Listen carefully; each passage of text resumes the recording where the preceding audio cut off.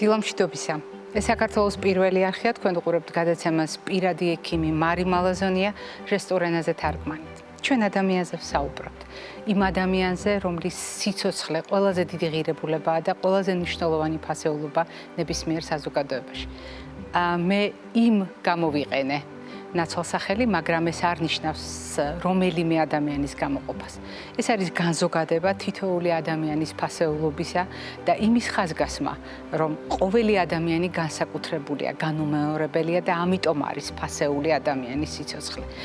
როდესაც პროფესიის ჭრილში ვხედავთ ფასეულობათა სისტემას, ექთნები და ექიმები, მედიკოსები განსხვავებულად აღვიქვამთ ხშირად სიცოცხლეს, განსხვავებულად აღვიქვამთ ადამიანის ავადობას და წარმოიდგინეთ პროფესია, რომელიც სხვის სიცოცხლეზე მეტად გაფიქრებს. მაგალითად, როდესაც შენი პროფესიიდან გამომდინარე, შენი მთავარი ამოცანა, ყოველდღიური ამოცანა არის სხვა ადამიანების დღეგრძელობა და სხვა ადამიანების ცხოვრების ხარისხი. დიახ, ყოველდღიური საქმიანობა, ყოველდღიური მოქმედება, ყოველდღიური გადაწყვეტილებები უკავშირდება იმას და ემსახურება იმას, რომ რაც შეიძლება მეტად გავახანგრძლივოთ ადამიანის სიცოცხლე, ანუ უზრუნველყოთ დღეგრძელობა და არა მხოლოდ უზრუნველყოთ ადამიანის ცხოვრების ხარისხი. გარწმუნებთ, ასე ფიქრობენ მედიკოსები, რომლებიც საკუთარი მსოფლმხედველობით მოხვდნენ ამ პროფესიაში და როდესაც ჩვენ მათ ცხოვრების წესს ვუყურებთ, რა თქმა უნდა, ცხოვრების წესი ცვლის ადამიანს. ისევე როგორც ადამიანი საკუთარი არჩევანით და ფასეულობათა სისტემით შესაბამისად ირჩევს ცხოვრების წესს და ცვლის ცხოვრების წესს. თავის მხრივ, რა თქმა უნდა, ცხოვრების წესი ცვლის ჯანმრთელობის რესურსებს და ჯანმრთელობა არ აქვს მნიშვნელობა, ეს არის ფიზიკური, ემოციური, სოციალური, მენტალური, სულიერი თუ გარემოსთან ასოცირებული, ყველა შემთხვევაში არის კეთილდღეობა სხვა ადამიანებისთვის, რომელსაც ქმნიან მედიკოსები. კიდევ უფრო საყურადღებო არის ჯანმრთელობაზე ფიქრი, მაშინ, როდესაც გვიჩნდება კითხვები, კი, მაგრამ მათი ჯანმრთელობა, მაგალითად, როდესაც ჩვენ ამ 6 კომპონენტიან ჩამონათვალს კიდევ ორი უნდა დავუმატოთ. მაგალითად, ეკონომიკური ჯანმრთელობა, მაგალითად, სამუშაო გარემოს ჯანმრთელობა. როგორ აისახება ეს ყველაფერი ექთნის მდგომარეობაზე? როგორია ექთნების ჯანმრთელობა? როგორია მათი ცხოვრების წესი და როგორია მათი ცხოვრების წესიდან გამომდინარე დღეგრძელობისა და ცხოვრების მახასიათებლები? ანუ გარკვეულწილად წრეშევკარით იმ ნაცნობი ტერმინებით, რომელიც ყოველდღიურად გესმით ჩვენს გადაცემაში. და ამიტომ არის მნიშვნელოვანი დღევანდელი ისტორია ექთნისა, რომელიც რუბრიკაში დღეგრძელობა შორინა ლაბაძემ უნდა გვიამბოს.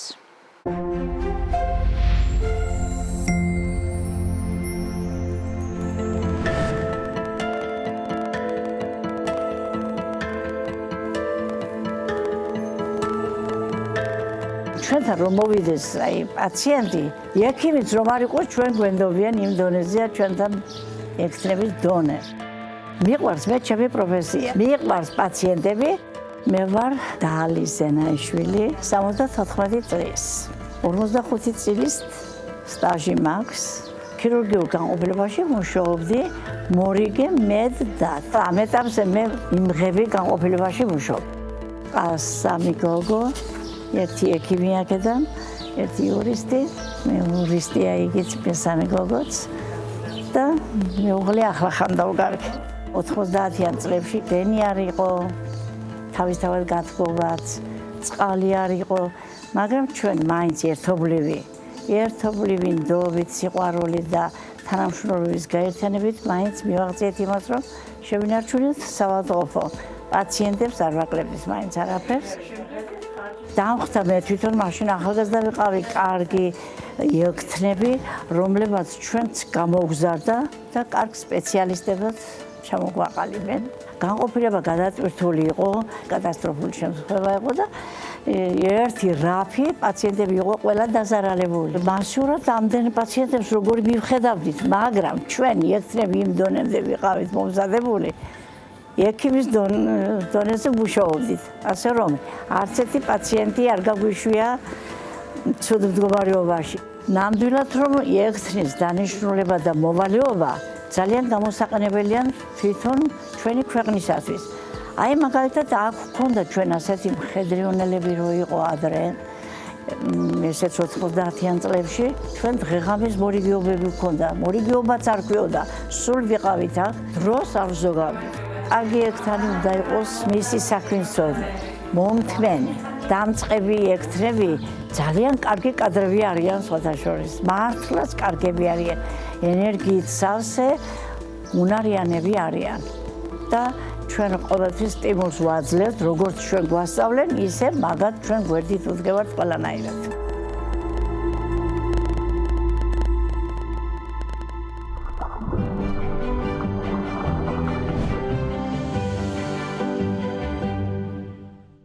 თქვენ შესაძლოა გეხამუშებათ მანეკენი ჩვენ სტუდიაში, თუმცა თუ თქვენ ჩვენი გადაცემის ერთგული მაყურებელი ბრძანდებით, აუცილებლად გაგახსენდებათ.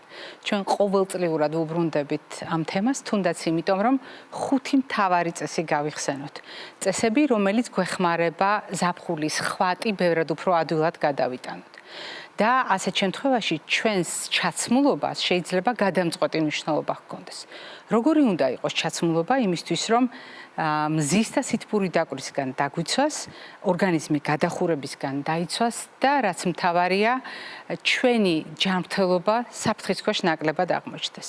უპირველეს ყოვლისა დავიწყოთ იმით, რაც ყველაზე თვალშისაცემია, ფერით. სამოსი უნდა იყოს მაქსიმალურად ღია ფერის, მაქსიმალურად ამრეკლი და არა შთანთქავი მზის სხივებისა. და როდესაც ჩვენ საუბრობთ ღია ფერის, იგულისხმება თეთრი, კრემისფერი და ამ ფერებთან მიახლოვებული ტონები. ყოველთვის არჩევანი უმჯობესია ზაფხულში სწორედ ამ ფერებზე გავაკეთოთ. არა იმიტომ, რომ ლამაზია, არამედ იმიტომ, რომ ასეთი ფერები ბევრად უფრო სასარგებლოა ჩვენი ჯანმრთელობისათვის და ნაკლებს რისკს ხსნის შესაბამისად ჯანმრთელობისთვის. მეორე წესი ეს გახლავთ ხარისხი სხეულის დაფარვისა. რა იგულისხმება? როცა ძალიან გვცხელა, ყველაზე ლოგიკური რა არის ჩვენი გადაწყვეტილებებიდან? ჩვენი განცდა სიცხისა გვიბიძგებს გავშილიფდეთ. ანუ რაც შეიძლება მეტად გაიხადოს ადამიანმა. სინამდვილეში სარგებლის თვალსაზრისით მნიშვნელოვანია, რომ დავიცვათ ზომიერება და არ გავაშიშვლოთ სხეული ბოლომდე. ასეთ შემთხვევაში დაფარვა სხეულისა შეიძლება იყოს უფრო მეტი დაცვა, არა გადახურება, არა ბევრი ფენა, არამედ ერთი ჰაეროვანი მსუბუქი ქსოვილის ფენა, რომელიც უფრო კარგად დაფარავს ჩვენ სხეულს, განსაკუთრებით მზის სხივების მიმართ მოწყვლად ნაწილებს, იმისთვის, რომ მზის დაკვრა და სითბური დაკვრა ავიცილოთ თავიდან. მესამე ფაქტორი ეს გახლავთ მას შემდეგ, რაც ფერი და დაფარვის ხარისხი ავირჩიეთ, განსაზღვროთ, როგორი უნდა იყოს ეს ქსოვილი. ხელოვნური მასალა და განსაკუთრებით 100%-ით ხელოვნური მასალა საკმაოდ სახიფათო არჩევანია. არა უბრალოდ იმიტომ, რომ მეტად ვოფლიანდებით ასეთ ქსოვილებში, არამედ იმიტომ, რომ ასეთი ქსოვილი არ გვაძლევს აორთქლების შესაძლებლობას და არ გვაძლევს გაგრილების შესაძლებლობას. შესაბამისად, მაღალ რისკს ქმნის გადახურებისთვის. თუ ჩვენ საუბრობთ ქსოვილის არჩევანზე, ეს უნდა იყოს ნატურალური ქსოვილი, რომელიც შეიწოვს სითხეს და აორთქლებს სითხეს. აი ასეთ შემთხვევაში მესამე პუნქტიც იქნება დაკმაყოფილებული. მეოთხე, ძალიან მარტივი არის ფეხსაცმლის შერჩევა თითქოს ზაფხულში რა არის საჭირო? მხოლოდ ღია ფეხსაცმელი, თავისუფალი, რომელთაც შეგვიძლია ძალიან მარტივად გადაადგილება. ერთი შეხედვით, როგორი ლოგიკური არჩევანია სინამდვილეში, ეს არ გახლავთ სასარგებლო არჩევანი, რადგან გახურებულ ზედაპირზე თხელძირიანი, თხელლანჩიანი ფეხსაცმლით გადაადგილება, განსაკუთრებით ღია ფეხსაცმლით გადაადგილება, არის საკმაოდ მაღალი რისკი გადახურებისთვის და მნიშვნელოვანია, რომ ასეთი რისკები რომ თავიდან ავიცილოთ, ფეხსაცმლის ლანჩა იყოს გარკვეულწილად სიმაღლეების სხვაობით, არა იდეალურად სწორი და გარკვეული სისქე უნდა გქონდეს და არა თხელი ფენა ლანჩისა და დახურული ღია ფერის ფეხსაცმელი, ღია ფერის რატომ ეს უკვე ახსენით, თუმცა რატომ ჯობს დახურული, გარდა ტრავმის თავიდან აცილებისა, აქ არის ერთი მნიშვნელოვანი საკითხი. თუ თქვენ ღია სივრცეში გადაადგილდებით, მაგალითად ბალახში, მაგალითად საველე პირობებში იმყოფებით, ასეთ შემთხვევაში ძალიან მაღალია სხვადასხვა მწერების ზემოქმედების რისკი, მე ვგულისხმობ ნაკბენების რისკს, მაგრამ ყველაზე საყურადღებო ის გახლავთ ტკიპა და სწორედ დახურული ფეხსაცმელი, ნაკლები რისკი, მაგალითად არასასიამოვნო კონტაქტისა, განსაკუთრებით გრძელი შარვალი. ზოგიერთ შემთხვევაში წინდებში ან ჩექმში ჩატანებულიც კი შეიძლება იყოს მაგალითად მინდორში გადაადგილების ყველაზე უსაფრთხო საშუალება და ბოლოს ეს გახლავთ თავსაბურავი. რა თქმა უნდა, ჩვენ შეიძლება არ გვიყვარდეს თავსაბურავის გამოყენება და მით უფრო ქალაქის პირობებში სიარული თითქოს ერთი შეხედვით რა საჭიროა, მაგრამ განსაკუთრებით ხანდაზმულებს, განსაკუთრებით ადამიანებს, რომელთაც აქვთ არტერიული ჰიპერტენზია, ქრონიკული დაავადებები, განსაკუთრებით ადამიანებს, რომლებიც არ არიან ადაპტირებული ხანგრძლივად მზესთან ურთიერთობას გულისხმობ და ადამიანები, რომლებიც დიდ დროს ატარებენ ღია სივრცეში. თავსაბურავის გარეშე გადაადგილება ბავშვების ასევე საკმაოდ მაღალი რისკის ფაქტორია და იმედი მაქვს, აი ამ 5 მარტივ წესს აუცილებლად გაითვალისწინებთ, მანამ ვიდრე ჩვენ გავაგრძელებთ დღევანდელ გადაცემას.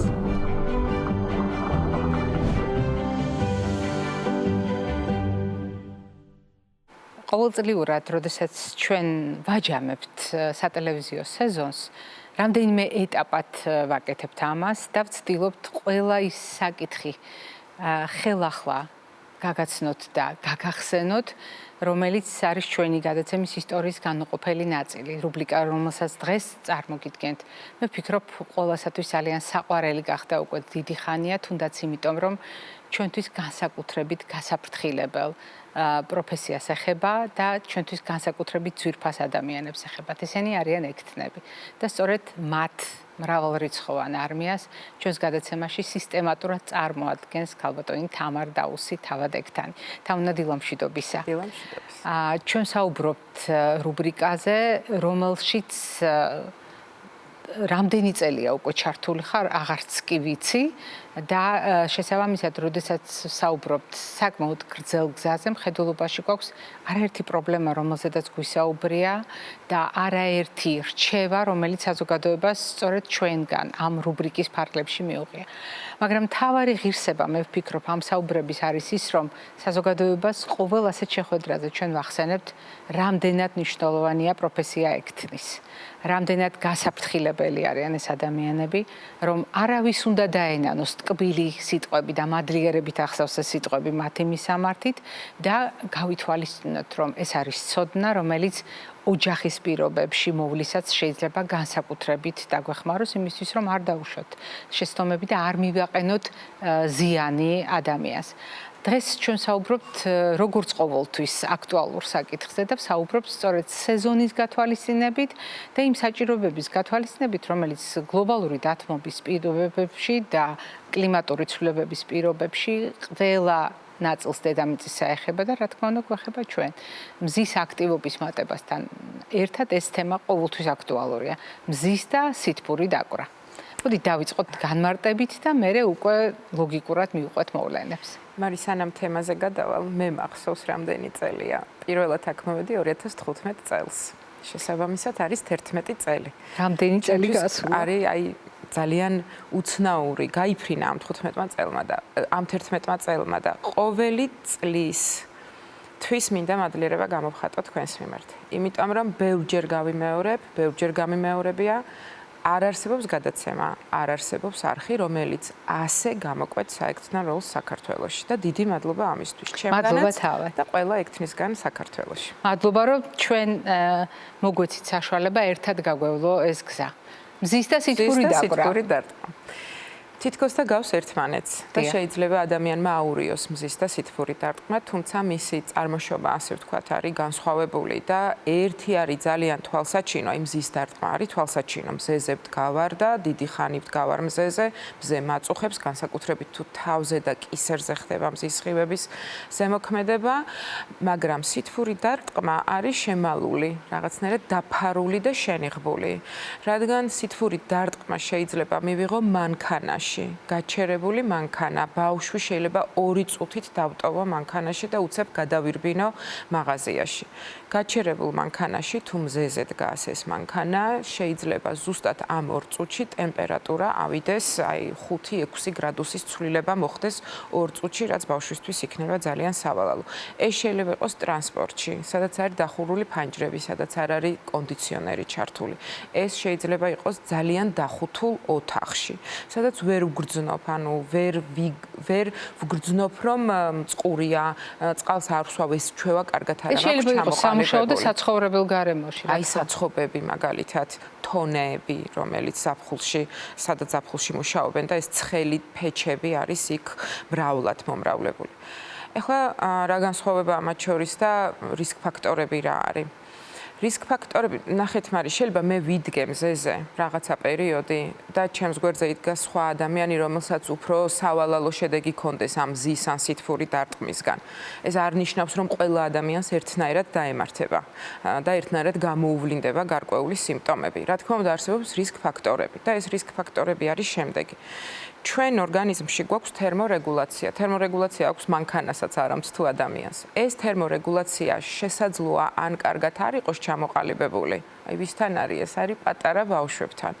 ვერ ახორციელებს მისი ორგანიზმი, ჯერ არ არის ადაპტირებული, რომ კარგი თერმორეგულაცია მოახდინოს, განსაკუთრებით ჩვილები და მე ვთვლი, რომ ერთ-ერთი დიდი რისკ ფაქტორი ჩვილებში არის საფენის გამოყენება ზაფხულში დიდი ხნის განმავლობაში საზარდულზე, მაგისტრალურ სისწარღვებზე, დიდ სისწარღვებზე, აი ეს საფენი არის დაფარული და იხუთება, ძალიან იხუთება ბავშვი ხოლმე და შესაბამისად სხეულის ტემპერატურაც მაღლა იწევს. ეს შეიძლება იყოს უკვე რესურს გამოლეული თერმორეგულაცია, ანუ ხანდაზმულ პაციენტებში. რომ ხანდაზმული პაციენტები უმეტეს შემთხვევაში ვერც კი ხვდებიან, რომ წყურვილის შეგრძნება არ აწუხებთ.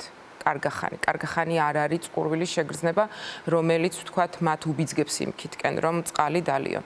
ბავშვი ვერ გეტყვის, რომ წყალი წყურია, ანუ ჩვილი ვერ იტყვის ამას, უბრალოდ ტირის. კიდევ ერთი, ეხლა უფრო და უფრო არ არის ესეთი ჩვევა, მაგრამ იყო ესეთი ჩვევა, როდესაც ბავშვს ფეხზე წინ დაცეცვა ზაფხულში, თავზე ქუდით ეხურა ზაფხულში, გაურკვეველ მიზეზის გამო, იმიტომ რომ გარეთ იყო 25-30 გრადუსი, მაგრამ ბავშვი კვლავ შეფუთული იყო ხოლმე. ჩაფუთნა იყო ეს ტენდენცია ნამდვილად. კი, ძალიან იყო ჩვენთან შემოღებული. უფრო და უფრო ნაკლებს ხედავს სიმართლე გითხრათ ესეთ ჩაფუთვას. ეს შეიძლება იყოს ადამიანი, რომელსაც აქვს ქრონიკული დაავადებები, აი მაგალითად გულის უკმარისობა ან მაგალითად დიაბეტი. და ხშირია ხოლმე, როდესაც ვეკითხები ხოლმე თვითონ ამ პაციენტებს, მათ გააზრებული აქვთ თუ არა ეს პროცესი, ეს არის წვრილ ნაწლავზე გამოტანილი სტომა. ანუ ღიობი, რომელიც სულ ღიაა და წვრილი ნაწლავიდან ხდება სითხის შეწოვა. და როდესაც ეს სითხე მუდმივად გადმოედინება და ამას ემატება აორთქლება, მაშინ ამ ადამიანებთან სითხის დანაკარგი არის ძალიან დიდი. და სითბური დარტყმა, როგორც წესი ხდება ხოლმე იმ შემთხვევაში, თუ ვარ დიდი ხნის განმავლობაში თბილგარემოში და თუ არ ვიღებ წყალს. ეხლა ერთ რაღაცას მინდა შევეხო, რასაც აი ყველაზე მეტად მიჭირს რომ ავხსნა. აი ჩემი ოჯახის წევრებისთვისაც კი ძალიან რთული იყო ამის გაგება.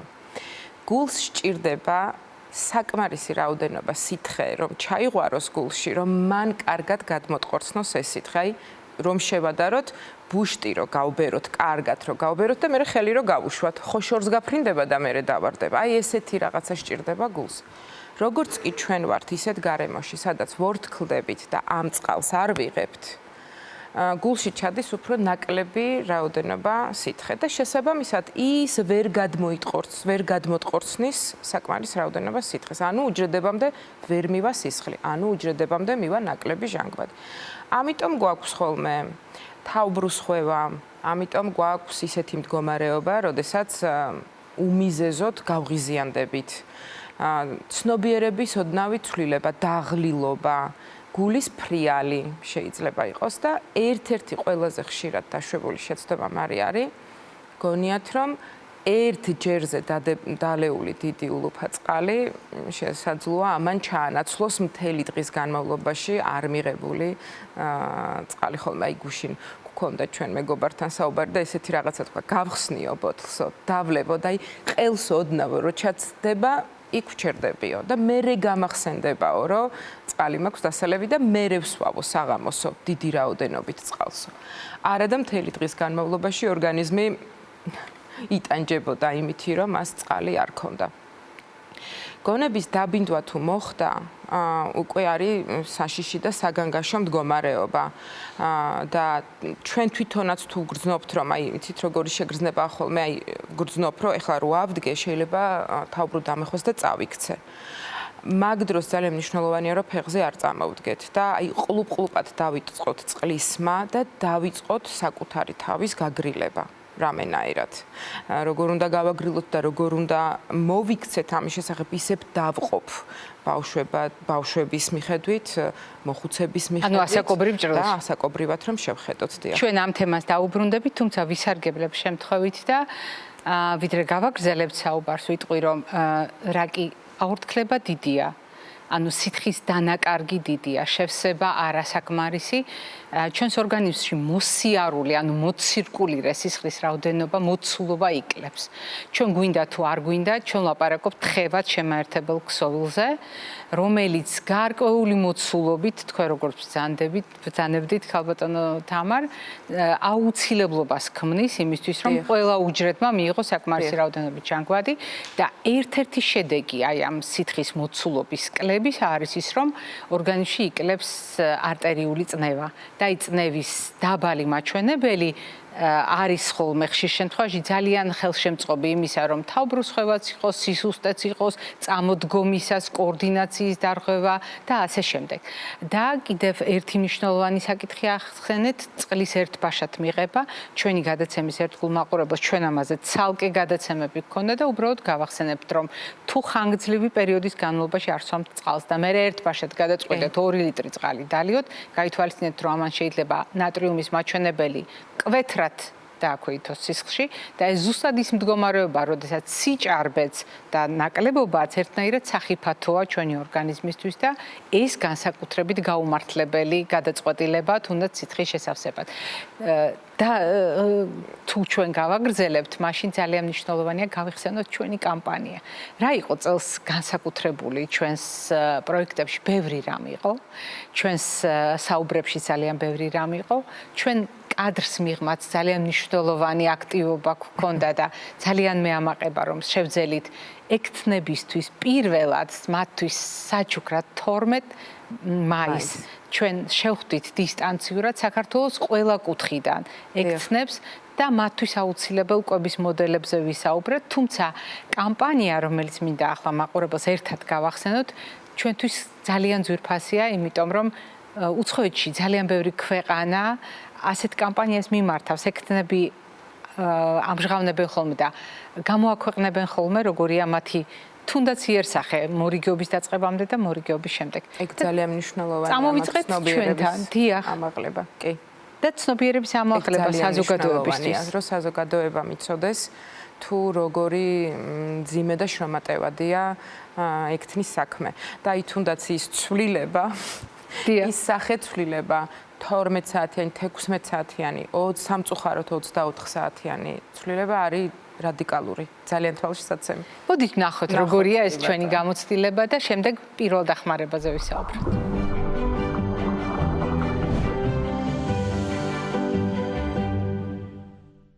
და ვისარგებლო შემთხვევით და გთხოვოთ თვალის შეავლეთ ეკრანს. რა თქმა უნდა, ეს არ არის ჩვენი ორიგინალური მასალა. ეს არ არის ჩვენს მიერ მოპოვებული ფოტოები, ეს არის ყველასთვის ხელმისაწვდომი ამბავი, რომელიც გადავწყვიტეთ ჩვენებურ ამბადაც ვაქციოთ. როდესაც მთელ მსოფლიოში ექთნები ცდილობენ საზოგადოებას გაუზიარონ, როგორი რთულია მათი ცხოვრების გზა, როგორი რთულია მათი პროფესიული დატვირთვა და ამას ძალიან მარტივი პროექტით ახერხებენ, მაგალითად იღებენ სურათებს 12 საათიანი ცვლის დაწყებამდე და 12 საათიანი ცვლის დასრულების შემდეგ. ელემენტარულად როგორ გამოიყურებიან ეს ადამიანები 12 საათიანი სხვაობით და იმ 12 საათის განსხვავებით, რომელმაც უზარმაზარი რესურსი, როგორც ფიზიკური, ასევე ფსიქოემოციური და მენტალური მოითხოვა მათგან. და გადავწყვიტეთ, რომ სწორედ ასეთი ანალოგიით მოვამზადოთ ჩვენს პროექტი და აი ამ პროექტის ქართული ვერსია გვექნება მზად ჩვენ უკვე მაისში. მაშინ, როდესაც საგანგებოდ აღნიშნავთ ხოლმე ტრადიციულად ჩვენთვის ძალიან ძვირფას თარიღს, ექთნების მსოფლიო დღეს. მე მინდა გაგახსენოთ ჩვენი პროექტი, რომელიც პირველად გაგაცანით 9 მარტს და ჩვენ მაშინ ვთქვით, რომ ასეთი პროექტი მთელ მსოფლიოში ფართოდ გავრცელებულია. ყოველთვის ძალიან მომწონდა, როდესაც ჩვენი ამერიკელი კოლეგები ერთმანეთს უზიარებდნენ, როგორია მაგალითად ექთნების ყოველდღიური ცხოვრება და როგორი თავდადებით შრომობენ ისინი. შესაბამისად, როგორ გამოიყურებიან მაგალითად ცვლის დაწყებამდე და ცვლის შემდეგ. ჩვენ გადავწყვიტეთ თუ გახსოვთ, რომ აი ეს პროექტი წამოგვეწყო საქართველოში იმისათვის, რომ საზოგადოებას უკეთ გაეცნო ექთნების ცხოვრება და ვნახოთ როგორია პირველი შედეგები. ჩემი 24 საათიანი მორიგეობის დასაწყისი. ჩემი 24 საათიანი მორიგეობის დასაწყისი. ჩემი სამუშაო დღის დასაწყისი. ჩემი სამუშაო დღის დასასრული. ჩემი სამუშაო დღის დასაწყისი. ჩემი სამუშაო დღის დასასრული. ჩემი 24 საათიანი დღის დასაწყისი.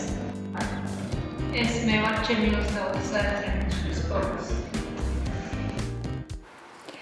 მე ვფიქრობ, თუნდაც ეს მოკლე ფრაგმენტი ამ კამპანიიდან საკმარისი დასტურია იმისა, რამდენად რთულია ექთნების ყოველდღიურობა, რამდენად დიდია მათი პასუხისმგებლობა და როგორი უნდა იყოს საზოგადოების დამოკიდებულება, რამდენად დასაფასებელია ეს პროფესია და ეს ადამიანები.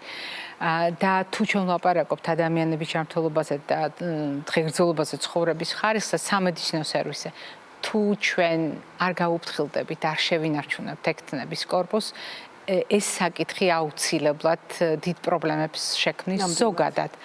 და თუ ამ თემას გავაგრძელებთ, ექთნებს შეუძლიათ ძალიან კარგად გვასწავლონ პირველი დახმარება და თავად რომ ასრულებენ ეს ერთია, თუმცა ეს ცოდნა შეიძლება გადავიტანოთ ოჯახში.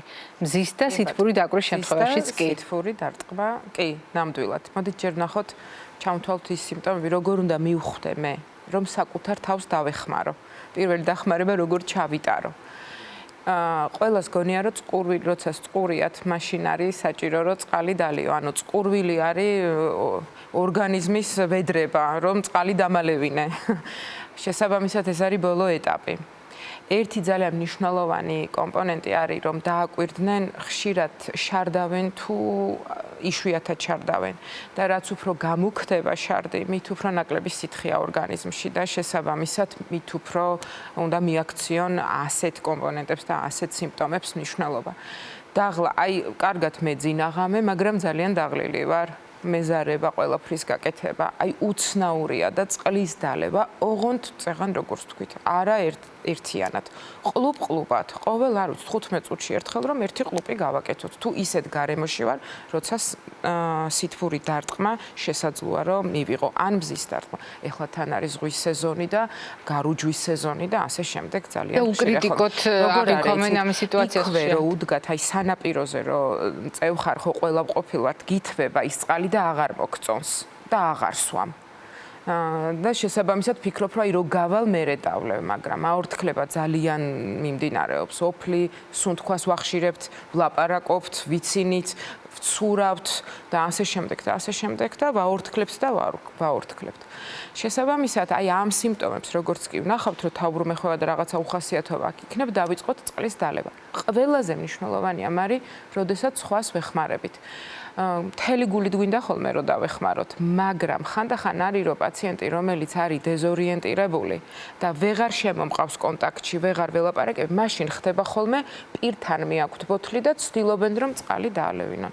აი აქ უკვე ეგარ გააკეთონ, რადგან ის თუ არ არის ადეკვატური, ის თუ დეზორიენტირებულია და მას თუ არ ესმის, რასაც ეუბნებით, შეიძლება გადასცდეს ეს წყალი. აღარ არის საჭირო წყლის შეთავაზება ასე დროს. მაგ უკვე სასწრაფო დახმარების ბრიგადის გამოძახება ძალიან მნიშვნელოვანი. მაგ უკვე უნდა დაიწყოს სითხის ინტრავენური გადასხმა. ჩვენ რა შეგვიძლია რომ გავაკეთოთ?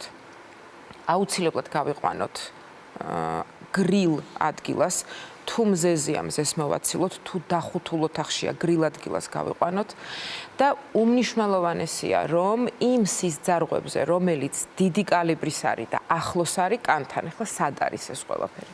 შუბლზე საფეთქლის არეში რომ დავადოთ ცივი კისერზე, აი ამ ადგილას, საძილი არტერიების საპროექციომი და იღლიაში და საზარდულის არეში.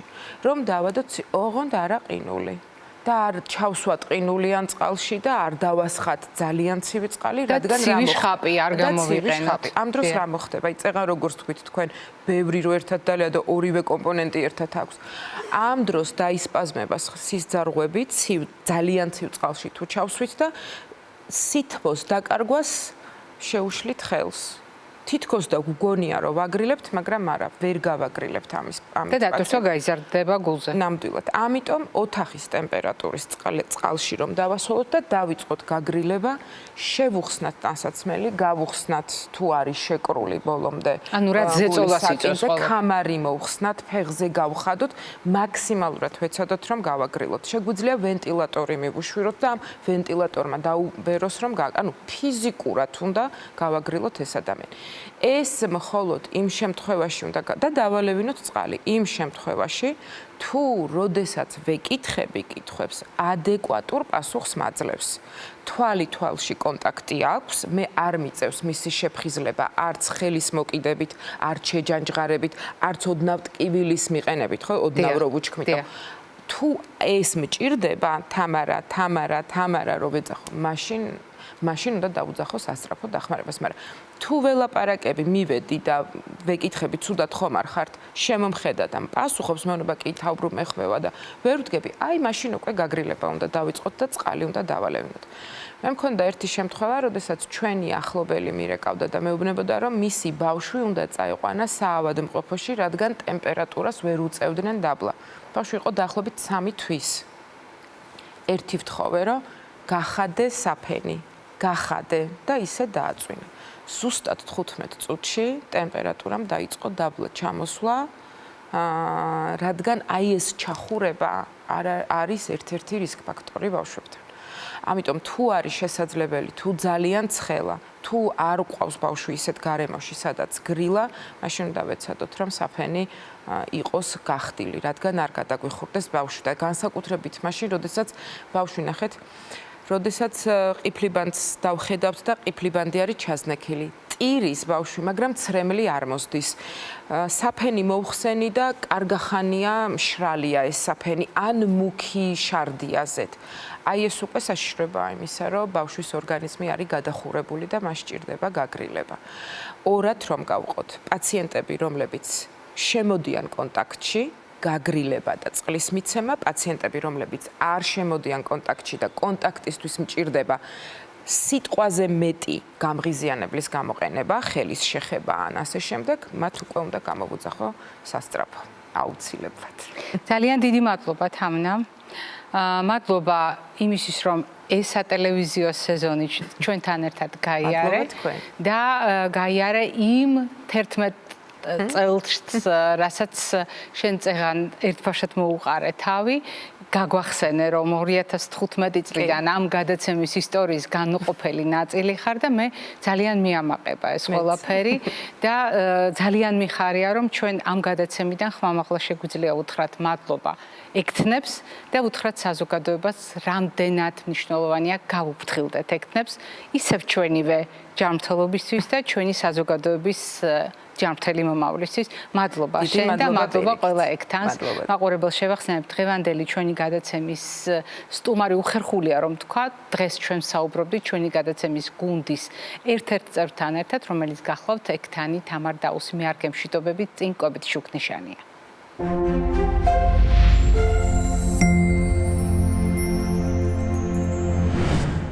მზის და სითბური დაკვრა. შეიძლება იყოს თუ არა კავშირში კვებასთან. აღმოჩნდა რომ შეიძლება იყოს კავშირში და მოდით განვიხილოთ რამდენიმე მდგომარეობა. როდესაც ჩვენ საუბრობთ კვებაზე როგორც ცხოვრების წესის ერთ-ერთ ფაქტორზე, არ უნდა დავივიწყოთ სხვა ფაქტორები, რომელიც ასევე ახდენს გავლენას ჩვენს თერმორეგულაციაზე. მაგალითად ფიზიკური აქტივობა, მაგალითად იმუნიტეტის წრთობა გაკაჟება, ძილის მოწესრიგება, სტრესის მართვა, გვინდა თუ არ გვინდა ცხოვრების წესის ნებისმიერი ფაქტორი სწორედ მართვის პულტთან, ანუ რეგულაციის პროცესებთან არის დაკავშირებული. ამიტომ თითოეული მათგანი გასათვალისწინებელია, ისევე როგორც მაღალი ტემპერატურის პირობებში ძილის დარღვევა შესაძლებელია, რა თქმა უნდა, სიცხის გამო ვერ ვიძინებთ.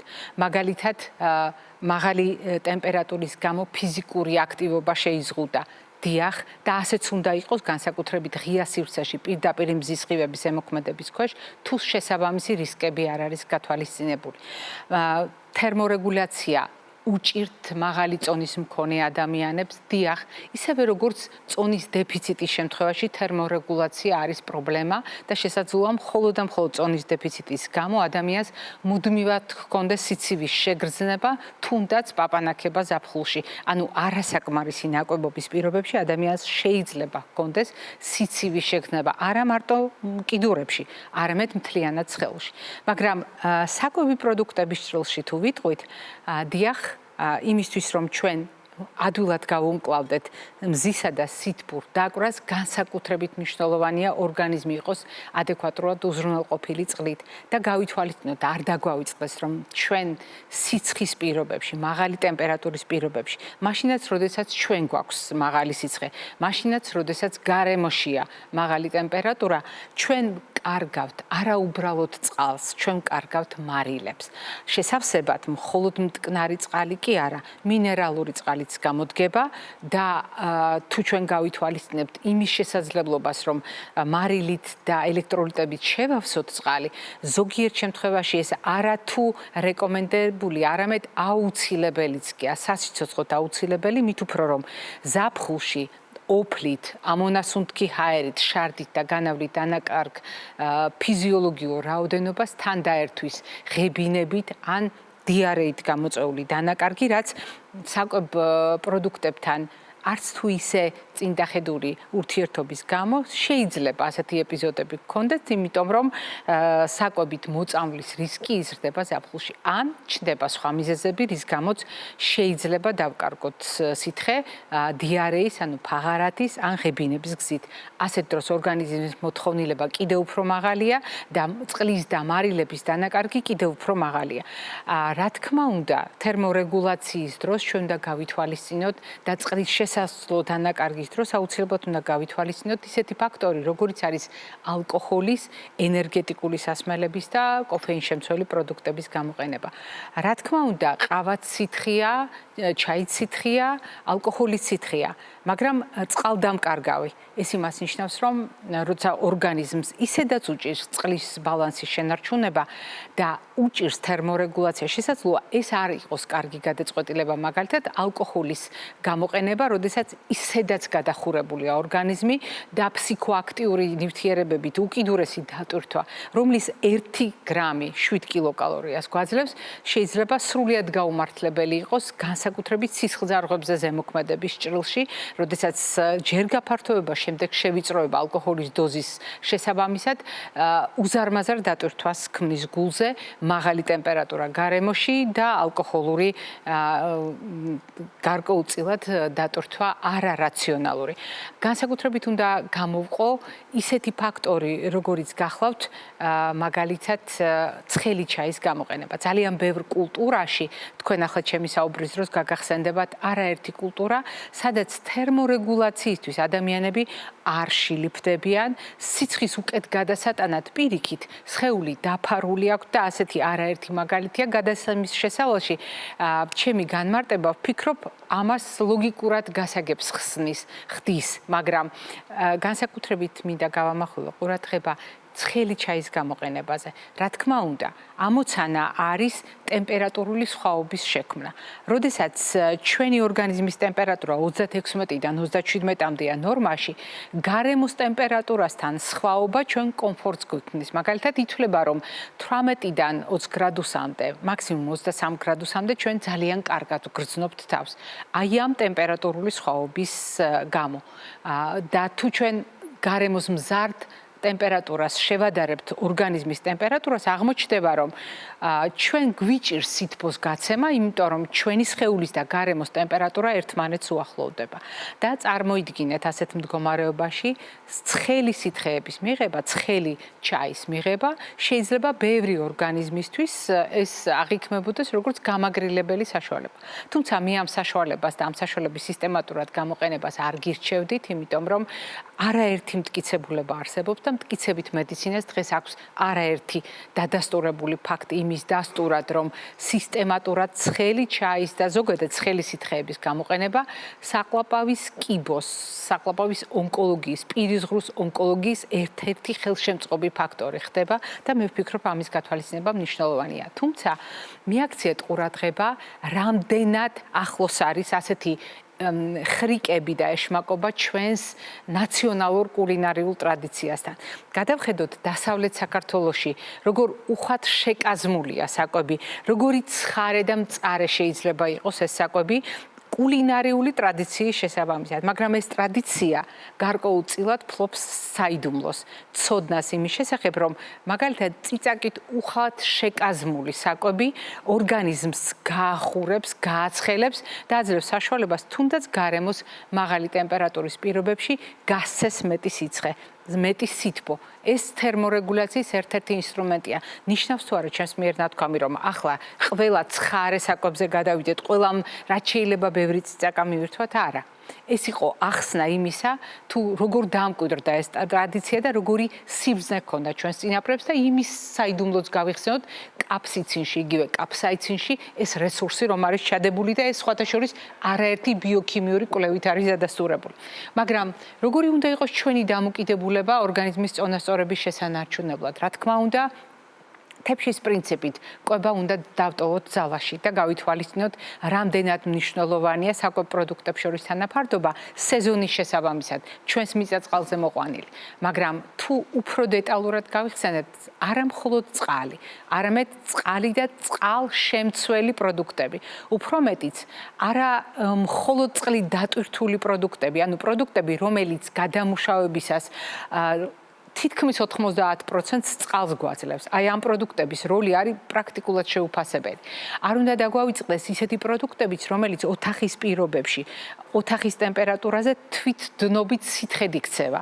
სხვათა შორის ამ კატეგორიაში ხდება ნაყინიც და ნებისმიერი გაყინული პროდუქტიც, რომელიც შეგვიძლია სითხის შემცველად გამოვიყენოთ. არ უნდა დაგვავიწყდეს ასეთ ჩამონათვალში სეზონურად აქტუალური პროდუქტები და უპირველეს ყოვლისა ეს არის ბოსტნეული და განსაკუთრებით ხაზს გავსვამდი, რომელი ბოსტნეული, მაგალითად მწვანე ფოთლოვანი მცენარეები. ეს გახლავთ სალათის ფოთოლი, ეს გახლავთ ისპანახი, რომელიც გადამუშავების პროცესში 90%-ზე სწორედ აღმატებული რაოდენობით წყალს გვაძლევს და არ უნდა დაგვავიწყდეს ხილი, რომელი ხილი, განსაკუთრებით ხილი, რომელიც დაბალი გლიკემიური ინდექსით გამოირჩევა და უხვად შეიცავს წყალს. და ამ მხრივ, რა თქმა უნდა, ჩვენ შეგვიძლია სეზონურად კენკრა გამოვიყენოთ, მაგრამ ხშირ შემთხვევაში დაუმსახურებლად გავლანძღული საზამთროც არ უნდა დაგვავიწყდეს, იმიტომ რომ ეს შეიძლება იყოს სულის მოთქმის კარგი საშუალება. ნაწლავი და ნაწლავის მდგომარეობა არის უმნიშვნელოვანესი საკითხი. რატომ? იმიტომ რომ ნაწლავი შეიძლება იყოს მაჩვენებელი ჩვენი სითხის ბალანსისა. გაგიკვირდებათ, მაგრამ თუ ჩვენ საუბრობდით გულსის ძახვა სისტემაზე, ტვინზე, სახსრებზე, ყველა მათგანს და თითოეულ მათგანს სჭირდება სითხის ადეკვატური რაოდენობა, მაგრამ თუ ყაბზობის ტენდენცია გამოჩნდა ნაწლავში, ეს იმას ნიშნავს, რომ ნაწლავისთვის არასაკმარისია წყლის ის რაოდენობა, რომელსაც ჩვენ ვიღებთ. და კიდევ უფრო საყურადღებოა, როგორც გითხარით, დიარეის დროს. თუმცა მინდა მიაქციოთ ყურადღება ბანერს, რომელიც ახლა თქვენს ეკრანზე ჩანს. რა მსგავსებაა მაგალითად წიწაკას, ჯანჯაფილს, პიტნასა და იოგურტს და მაწონს შორის. აღმოჩნდა, რომ ყველა მათგან სხვადასხვა სიტუაციაში შეიძლება გამაგრილებელი ეფექტი ჰქონდეს. მაგალითად, იმ ბიოლოგიურად აქტიური ნივთიერებების დამსახურებით, რომელიც შედის ჯანჯაფილში, ჯანჯაფილმა შეიძლება სწორედ მოგვცეს შესაძლებლობა აი ამ თერმორეგულაციის მექანიზმების უკეთ მართვის, რაც გამაგრილებელი შეიძლება იყოს მაგალითად სასმელის შემადგენლობაში. აქ წყალიც არის და ის ნივთიერებებიც, რომელიც ამ მექანიზმს ემსახურება. მაწონი ან იოგურტი. ამას მე ვფიქრობ, ახსნაც არ ჭირდება, ეს ჩვენმა წინაპრებმა ძალიან დიდი ხანია იცოდნენ ეს ინფორმაცია, თუმცა უბრალოდ ემპირიული ცოდნა ჰქონდათ ამასთან დაკავშირებით, თუმცა ეს არ ნიშნავს იმას, რომ დამწრობაზე მაწონი გადავისვოთ. წყალი, გამდინარე წყალი საუკეთესო არჩევანი იქნება და შემდეგ აუცილებლად ექიმთან კონსულტაცია. ხოლო რაც შეეხება პიტნას, აღმოჩნდა, რომ სწორედ გამოცდილება, რომ პიტნის ფოთლებს ჩასრესდა ხოლმე ჩვენი წინაპარი, მაგალითად წყალში ან ნაყენში, რომელსაც ზაფხულობით იყენებდა მაღალი ტემპერატურის პირობებში, დღეს თქვენც არაერთხელ ნახავთ, როდესაც ლიმონის ნაჭერთან ერთად არის პიტნის ფოთოლი ჩაგდებული, აქ მექანიზმი გამაგრილებელია. მექანიზმი, რომელიც პიტნის შემადგენლობაში არსებულ მენთოლს უკავშირდება. აბა გაიხსენეთ მენთოლი პირის ღრუში, რომელიც თითქოს ერთბაშად სიცივის ტალღას აღძრავს პირის ღრუს ლორწოვანზე. ეს იყო ის ინფორმაცია, რომელიც მე მინდოდა დღეს თქვენთვის გამეზიარებინა, ერთადერთი მიზნით. იქნებ ეს ცოდნა გამოვიყენოთ იმისთვის, რომ ბევრად უფრო სუბუქად გადავიტანოთ ზაფხულის ხვატი და ნაკლები ზიანი მივაყენოთ ჩვენი გადაწყვეტილებებით საკუთარ და ოჯახის წევრების ჯანმრთელობას და დღეგრძელობას გისურვებთ.